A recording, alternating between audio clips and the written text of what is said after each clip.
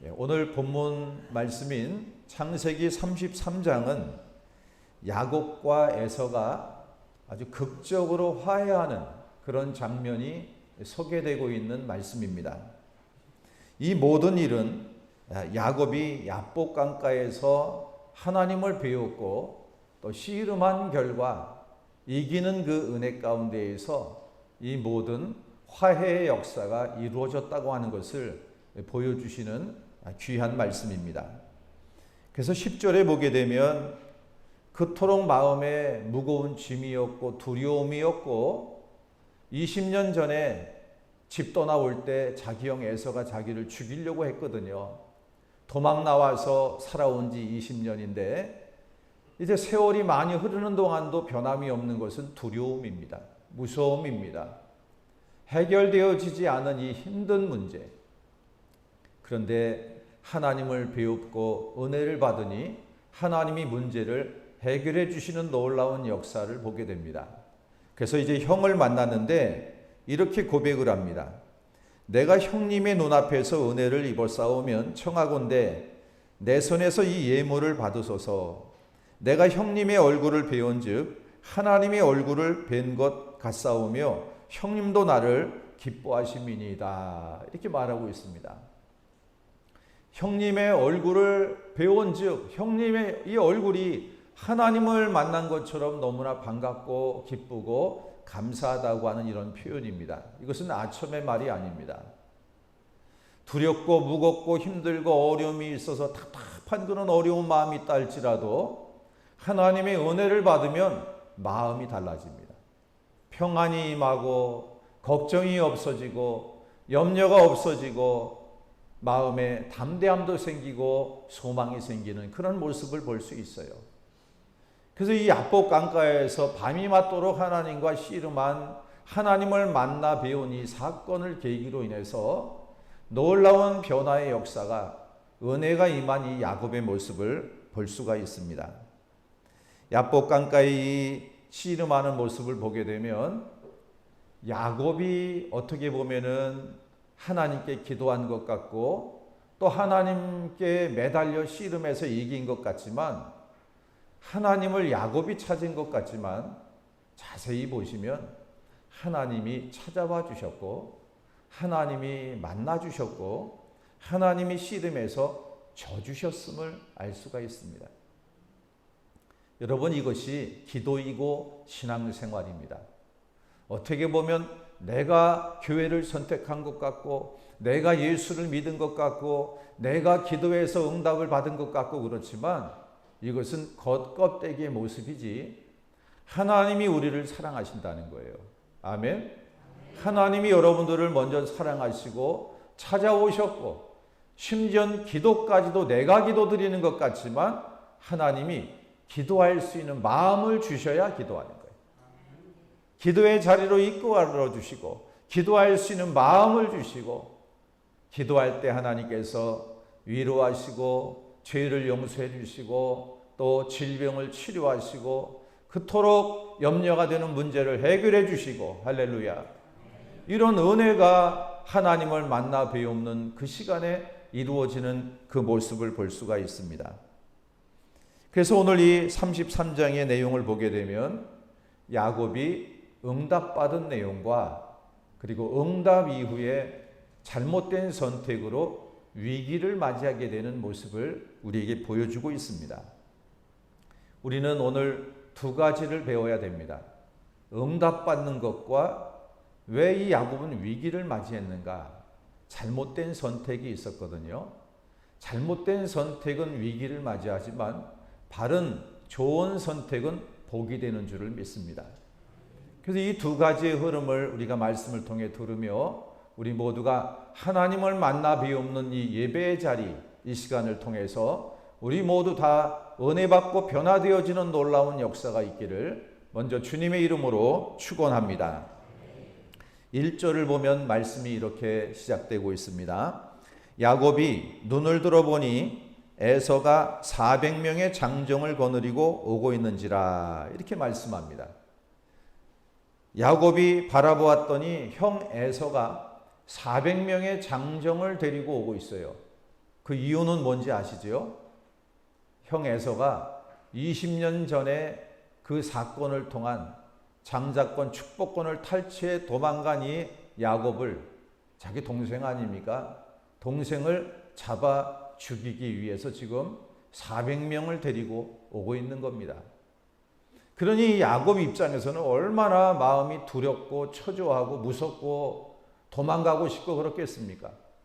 근데 쉽게 홀몸이면 도망가지만 그것도 아니에요. 처자식이 있어요. 재산이 있어요. 그러니 쉽게 도망갈 수 있는 상황도 되지를 못합니다.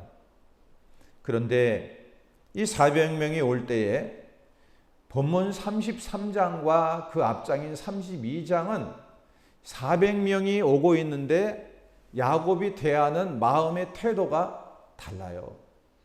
앞장인 32장에서는 이렇게 표현을 해주고 있습니다. 7절에서 야곱이 심히 두렵고 답답하여 자기와 함께한 동행자와 양과 소와 낙타를 두 떼로 나누고 이렇게 말했습니다.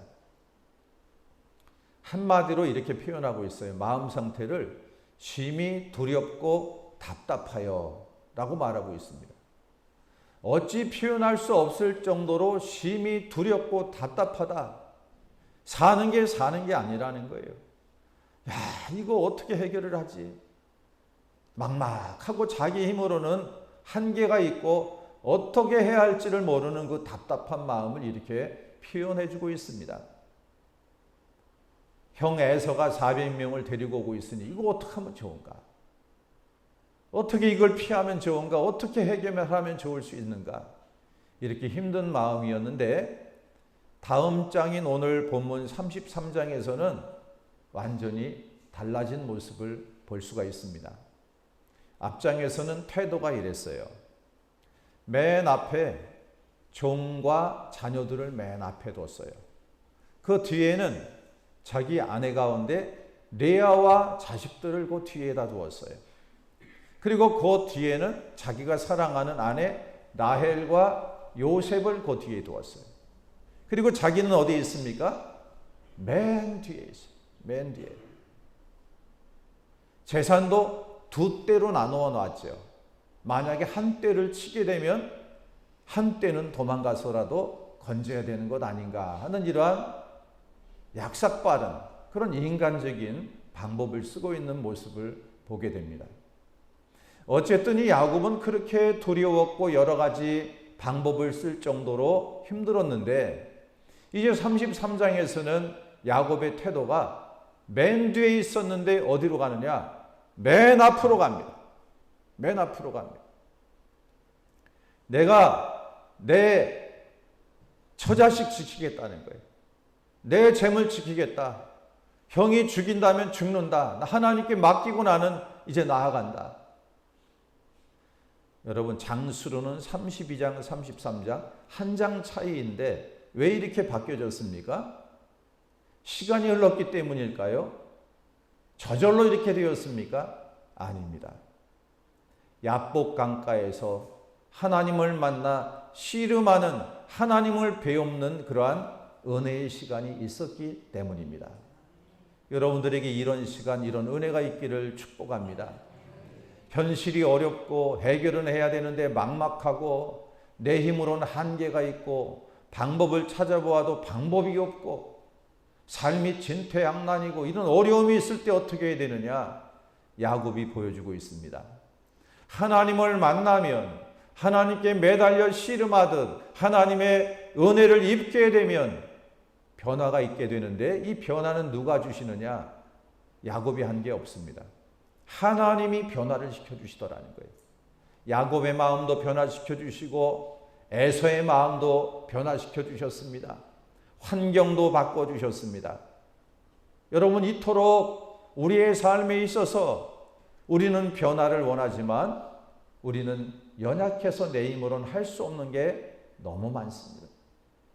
사람의 마음 하나 바꿔놓지 못합니다. 내가 내 마음도 다스리지 못하지만 배우자의 마음도 어떻게 주관하지 못하는 게 우리 모습이에요. 자녀들의 마음을 어찌 바꿔놓을 수 있겠습니까?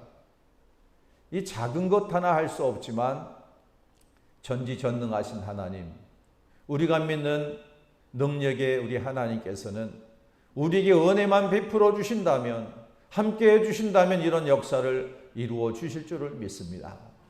성도 여러분, 하나님을 만나 비옵는, 하나님과 씨름하는 그런 은혜의 시간을 꼭 가지실 수 있기를 바랍니다. 그래서 야곱이 맨 뒤에서 어디로 갔다고요?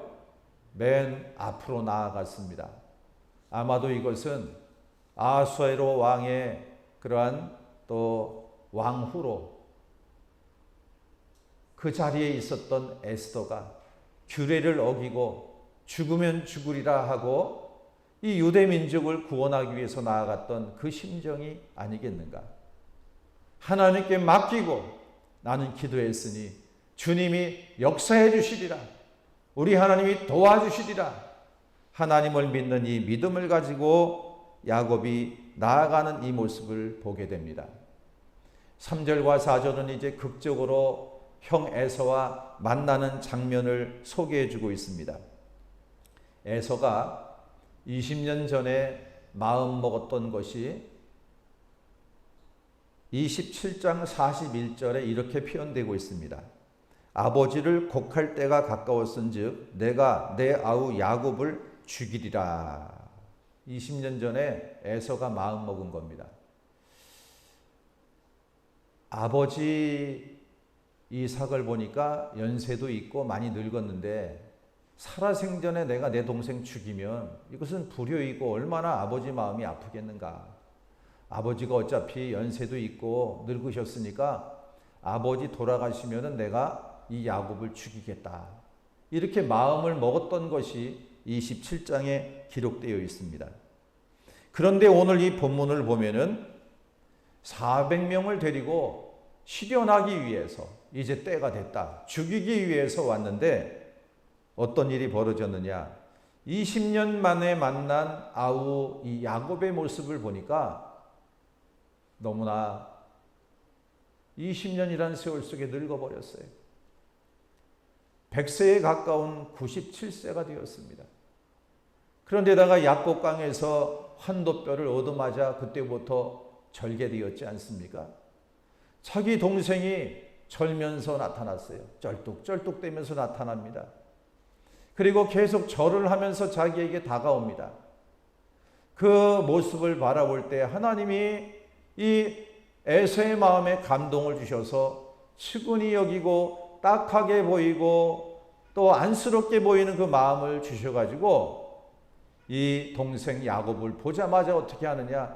달려가서 죽여야 되는데 그러한 눈물을 흘리며 포옹하는 이 형제의 모습을 본문에서 보여주고 있는 것입니다. 잠언 21장 1절에 보면 왕의 마음이 여호와의 손에 있음이 마치 보의 물과 같아서 그가 임의로 인도하시느니라. 이런 말씀을 합니다. 하나님께서 마음도 주관하신다는 거예요. 여러분 믿습니까? 하나님이 에서의 마음을 녹여주신 것입니다.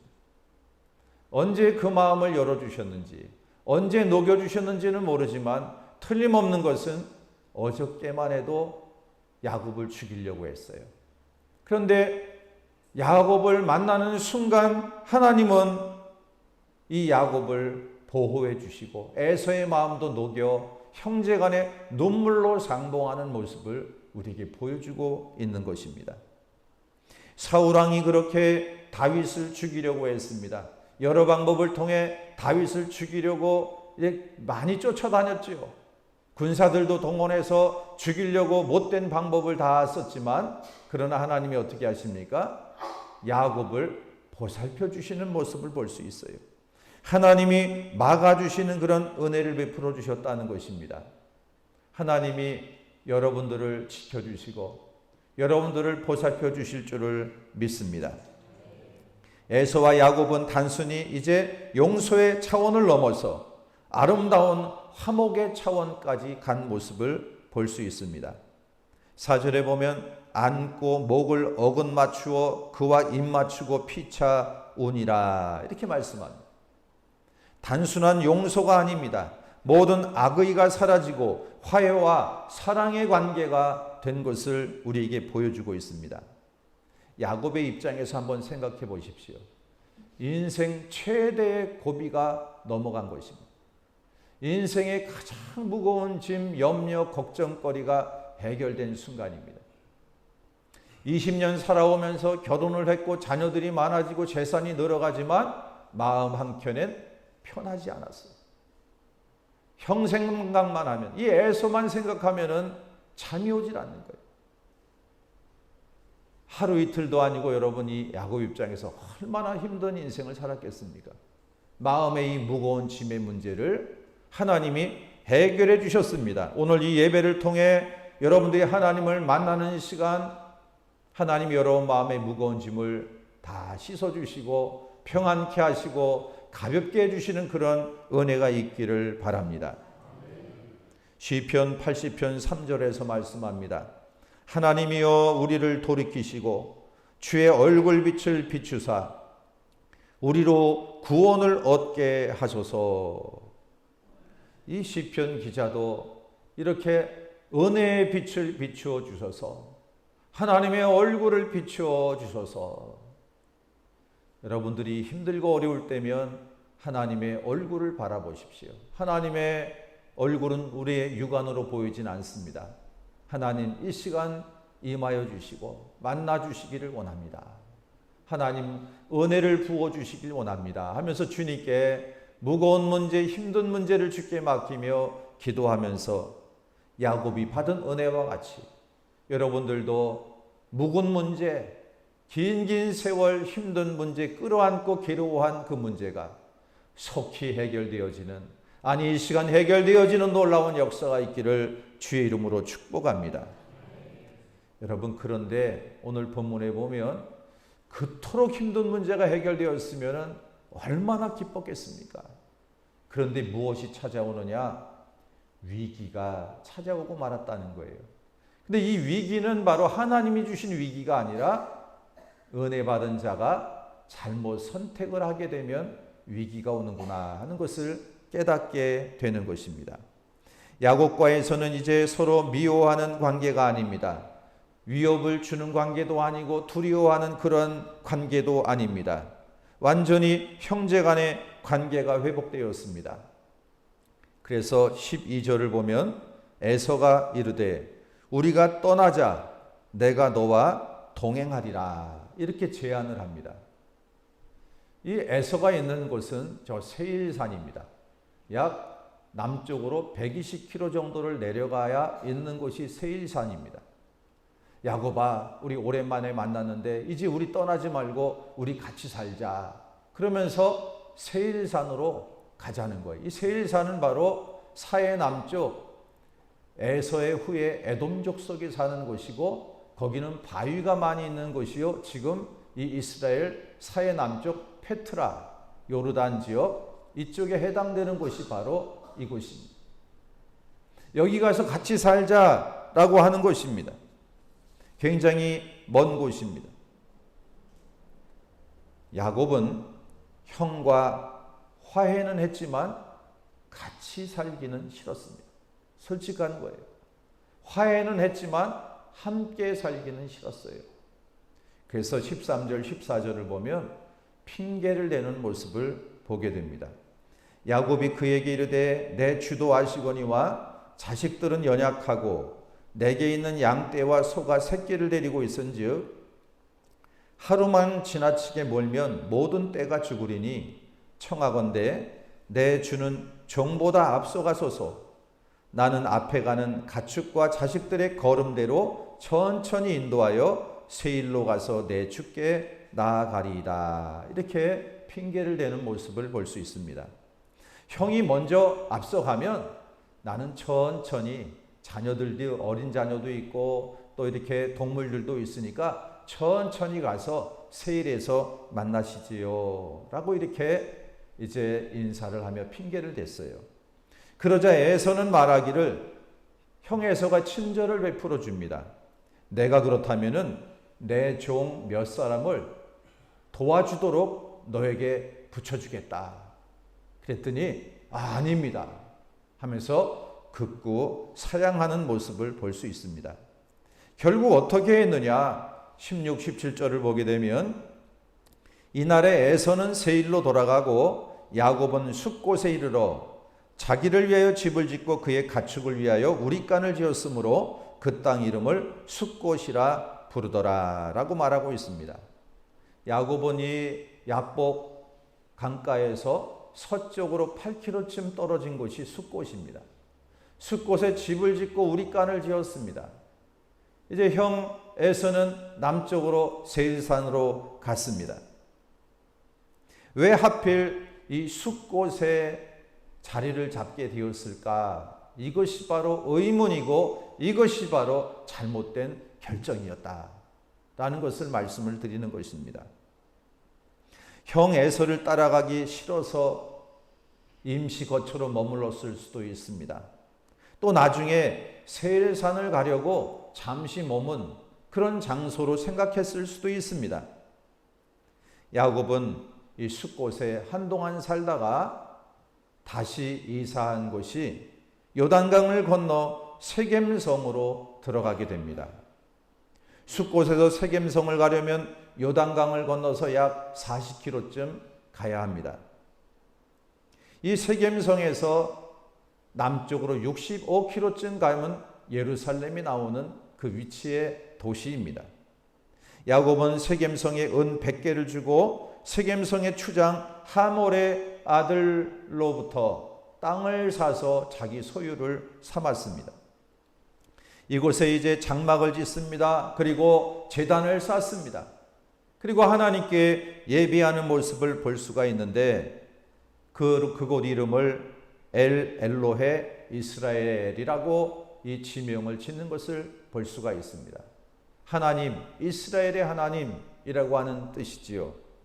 능력의 하나님은 나의 하나님이다 라고 하는 이 이름의 뜻으로 엘로헤 이스라엘이라고 하는 땅의 지명을 지었지만 여러분 여기서 야곱이 은혜 받은 이후에 잘못된 결정을 한 것은 무엇이냐? 숫곳에 머물러 살아서도 안 됩니다. 이사를 세겜으로 갔습니다. 세겜에 가서 사는 것도 하나님이 기뻐하는 것이 아닙니다. 여러분 그렇다면 제가 질문합니다. 야곱은 어디로 가야 할까요? 벌써 다 잊으신 것입니다. 바로 야곱도 잊었습니다. 오래전 집 떠나올 때 그는 광야에서 하나님께 서원하며 약속한 게 있었습니다. 광야에서 그는 돌을 베게 하고 잠을 잤습니다. 그 지명은 베델입니다. 거기서 사닥다리 천사가 오르내리는 것도 보았고 하나님의 음성을 들었습니다. 하나님께서 놀라우신 약속을 해주셨어요. 내가 너를 지켜주겠다, 너를 보호해주겠다, 너를 다시 돌아오게 해주겠다 하면서 하나님이 은혜의 약속을 이 야곱에게 해주셨거든요.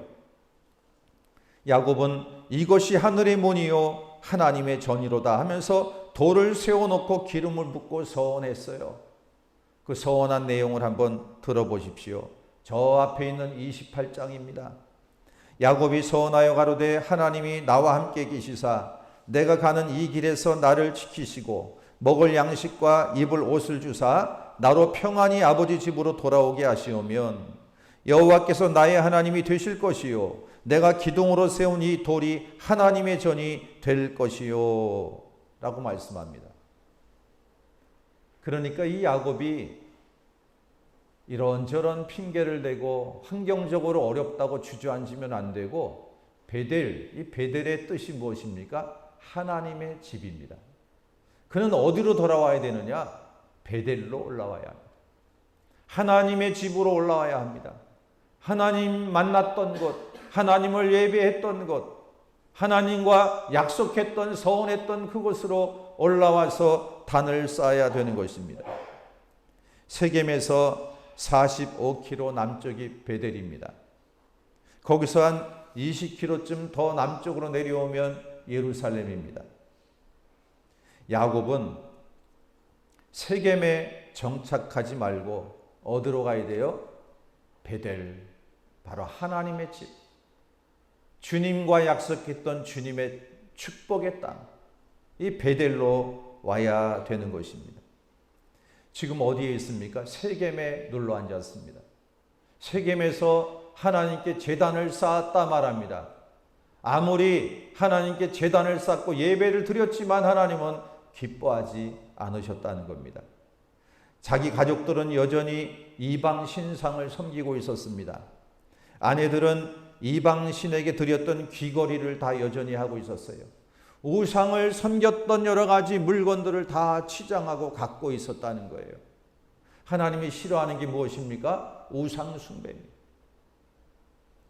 야곱은 세겜에서 단을 쌓았지만 복을 받기보다 오히려 징계를 받았습니다. 그래서 어떤 일이 있었느냐?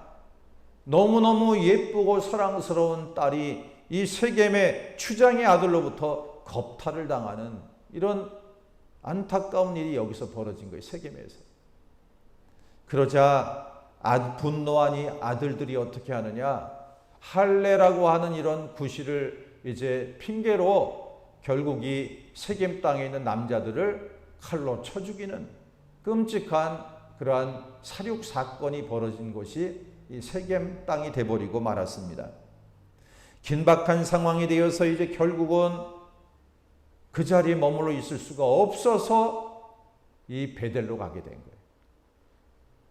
그래서 35장에 보게 되면 하나님께서 베델로 올라가라, 하나님이 구체적으로 다시 말씀해 주시며 영적으로 나태해 있는 야곱에게 그것이 아니다, 베델로 올라가라, 하나님의 약속을 떠오르게 하시는 그런 말씀을 들려주시는 것을 볼 수가 있습니다.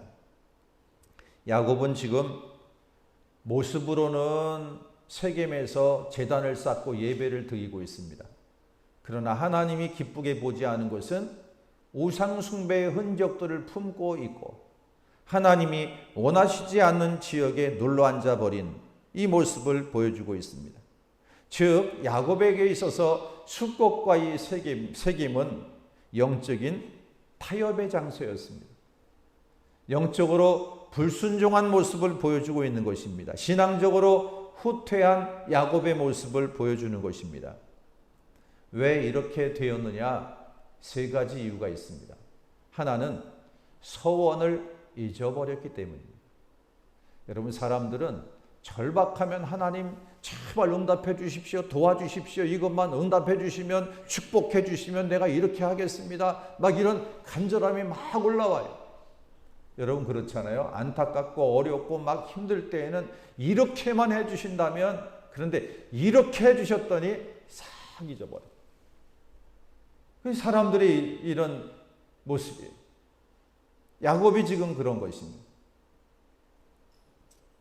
하나님께 드린 서원을 망각했습니다. 전도서 5장 4절에서 말씀합니다. 내가 하나님께 서원하였거든 갚기를 더디게 말라. 하나님은 우매자를 기뻐하지 아니하시나니 서원한 것을 갚으라. 하나님의 약속을 잊어버리는 자들은 우매자, 어리석은 자라고 말하고 있어요. 성도 여러분, 하나님과 약속한 것을 늘 마음에 품고 하나님을 기쁘시게 하는 약속을, 서원을 이행하는, 그러므로 더욱더 은혜를 받고 더욱더 예비한 복을 누리는 우리 성도들이 다 되실 수 있기를 바랍니다. 두 번째는 야곱이 태만해졌기 때문에 이 숙곡과 그리고 세겜에 머무르는 모습을 볼 수 있습니다. 어떻게 되었기 때문에요? 태만에 빠졌기 때문에. 사람들은 교만과 태만을 주의해야 합니다. 교만해지면 누구도 못 말려요. 이제 무너지는 일만 남은 거죠. 교만, 또 한 가지는 태만입니다. 큰 은혜를 받은 이 야곱이 더 큰 그 은혜를 받아 은혜 속에 살아가야 되는데, 형 에서와 화해를 이루고 나서 그 큰 문제가 해결되니까 마음에 짐이, 무거운 문제가, 어려움이 싹 녹아버렸어요. 평안이 찾아왔어요. 평안이 지나쳐서 어디로 흘러갑니까? 태만, 영적 게으름으로 흘러가 버리는 모습을 보게 됩니다. 예를 들면 노아도 그랬죠.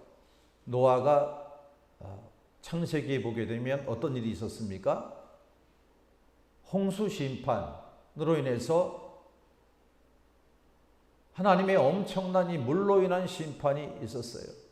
그러나 이 노아와 가족들은 살았습니다. 홍수 심판 이후에 노아가 무엇을 했습니까? 포도 농사를 짓고 포도주를 잔뜩 마시고 벌거벗고 술 취한 모습으로 있었어요. 그로 인하여 자기 자녀 함이 저주를 받게 되는 그런 끔찍한 안타까운 일이 벌어졌어요. 왜 그렇습니까? 노아가 태만에 빠지면서 그렇게 되었습니다. 다윗도 한번 예를 들어보겠습니다. 다윗이 많은 어려움이 있었지만 성군 다윗, 하나님이 함께해 주심으로 여러 이방 민족들과의 전쟁에서도 승승장구하고 승리하는 은혜를 누렸습니다. 그런데 이 다윗이 언제 무너졌습니까? 성왕궁 옥상을 거니는데 목욕하는 한 여인을 보게 되었어요. 그래서 이 우리아의 아내 밧세바를 데려다가 동침을 하는 이러한 모습 속에서 이 다윗이 무너져 내리는 그런 모습을 보여주고 있습니다. 지금 부하들은 전쟁터에 나가서 전쟁하고 있는데 태만에 빠져버린 것이지요. 또 하나만 예로 들죠. 엘리야를 한번 보십시오. 갈멜산에서 바알의 선지자와 아세라 선지자 850명과 영적인 능력 대결을 했어요. 하나님은 어떻게 역사하십니까? 이 엘리야의 기도에 응답하셔서 불로써 응답하여 제단을 태우는 놀라운 역사를 보여주셨어요. 그런데 아합의 왕비 이세벨이 이 엘리야를 죽이겠다는 거예요. 이제 잡아 죽이겠다. 이 여인 말 한마디에 의해서 그는 브엘세바 남쪽까지 도망갑니다. 갈멜산에서 브엘세바까지는요 200km쯤 돼요. 그러니까 여인 한마디 말에 200km를 도망가는 거예요.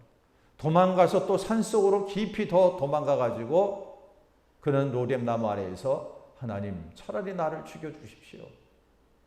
그런 힘이 빠진 절망에 빠져있는 이 엘리야.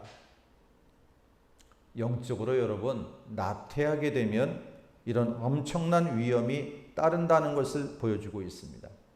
뭔가 큰 은혜를 받았습니다. 큰 복을 받았습니다. 문제가 해결되었습니다. 아멘 하나님 너무 감사합니다.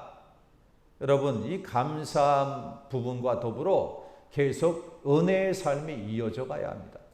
근데 많은 사람들이 큰 은혜를 받고 나태해집니다. 영적으로 게을러집니다. 그때가 시험의 때라는 거예요. 그때가 넘어지는 그런 시험의 때라는 거예요. 그럼 야곱이 그렇게 된 것을 우리에게 보여주고 있습니다. 하나님께 더욱 가까이 나아가고 더욱 하나님의 전을 사모해야 될 줄을 믿습니다. 우리는 늘 영적인 나태를 경계하며 겸손으로 허리를 동이고 늘 하나님의 은혜를 알고 주님을 더욱 가까이 하는 우리의 삶이 되어야 될 줄을 믿습니다. 또 한 가지는 야곱이 형 에서에게 단호하게 거절을 하지 못했다는 거예요. 이것이 문제였습니다. 형이 이렇게 제안했잖아요. 동생 야곱아, 이제 우리 화해도 했고 너나 나나 재산도 이제 넉넉하고 그동안 떨어져 산 세월이 20년 아니냐. 우리 세일산 거기 가서 우리 같이 살자. 그렇게 제안을 했습니다. 그때 이 야곱은 변명을 하면서 같이 살기를 꺼려하고 다른 이유를 댔지만 그것이 아니라 단호한 거절과 분명한 대답을 했어야 했습니다. 형님, 사실은 제가 하나님과 이런 약속을 했습니다. 저는 베델로 가야 합니다. 베델에 가서 하나님께 예배를 드려야 되고 늘 하나님 인도하심을 받아야 합니다. 처음부터 분명하게 그렇게 단호한 그러한 태도와 결정을 했으면 좋았을 것입니다. 우리 성도 여러분들이 직장 생활을 하고 사업을 하고 하면서 우리가 왜 애매모호하게 여러 가지 시련과 유혹과 어려운 일들을 겪냐? 분명한 태도를 보이지 않을 때입니다. 예수 믿는 사람인지 안 믿는 사람인지 헷갈립니다. 저분이 집사님인지 권사님인지 목사님인지 알 수가 없습니다. 그러면 단호한 태도가, 분명한 신앙의 모습이 보이지 않기 때문에 오히려 더 많은 시험 속에 흔들리고 우쭐우쭐 하다 보면은 죄와 마귀는 틈을 타게 되어 있는 것입니다. 틈을 타게 되니 시험에 넘어가고 더 많은 죄를 짓고 또 자괴감에 빠지고 스스로 괴로워하는 그러한 신앙인들이 많이 있는 거예요. 성도 여러분, 우리는 야곱이 세겜에서 단을 쌓고 예배를 드린 후에 엘로헤 이스라엘이라고 불렀지만은 여전히 이 세겜에서도 순종치 않은 이 야곱의 모습을 우리는 보아야 할 것입니다. 베델로 가지 않고 세겜에 정착했고 자기 아내들은 여전히 우상 제물을 소지하고 살아가는 모습을 보게 된 것입니다. 우리는 오늘 이 말씀을 통해 중요한 교훈을 얻게 됩니다. 성도 여러분, 심히 두렵고 답답한 일이 있습니까? 야곱과 같이 오래된 해결해야 하는데 해결되지 않은 어려운 부분들이 여러분의 마음에 무거운 짐이 되어 있습니까? 하나님을 만나 배웠고 씨름하는 시간을 가지시기를 바랍니다. 하나님이 은혜를 주시면 하나님이 역사해 주시고 하나님이 해결해 주실 줄을 믿습니다. 하나님을 만나면 변합니다. 내가 변하고 에서가 변하고 환경이 변합니다. 하나님 만나면 하나님이 변화시켜 주실 줄을 믿습니다. 또 한 가지는 무엇이라고요? 은혜 받은 이후에 계속 은혜를 받기 위해서 주님을 가까이 하십시오. 하나님과의 약속을 기억하며 살아야 됩니다. 나태한 신앙생활을 하게 되면 시험이 많고 유혹이 많고 무너질 수 있습니다. 늘 내 신앙을 살펴 주님을 가까이 해야 합니다. 단호하게 거절해야 될 때는 거절해야 됩니다. 신앙에 대한 분명한 태도를 취해야 됩니다. 그렇게 살아갈 때 하나님께서 우리를 존귀히 여기시고 우리의 삶을 복되게 하시고 우리의 모든 삶 속에 동행하시며 은혜를 베풀어 주실 줄을 믿습니다. 여러분, 세겜에서 단을 쌓지 마십시오. 바로 우리가 쌓아야 될 것은 베델입니다. 여러분, 삶의 현장에서 예배도 드리고 찬양도 하고 기도도 하지만 내가 하나님께로 나오지 못한 가운데 그렇다면 그것은 완전한 순종이 되지를 못합니다. 우리 모두가 베델로 나와 늘 하나님의 집에서 주님을 만나 뵈옵는 가운데 하나님의 풍성한 은혜와 능력을 힘입어 주님이 되게 하시고 역사하시고 은혜 베풀어 주시는 놀라운 그런 하나님의 형통케 하시는 은혜가 여러분과 여러분 인생에 함께 하시기를 우리 주님의 이름으로 간절히 축원합니다. 아멘.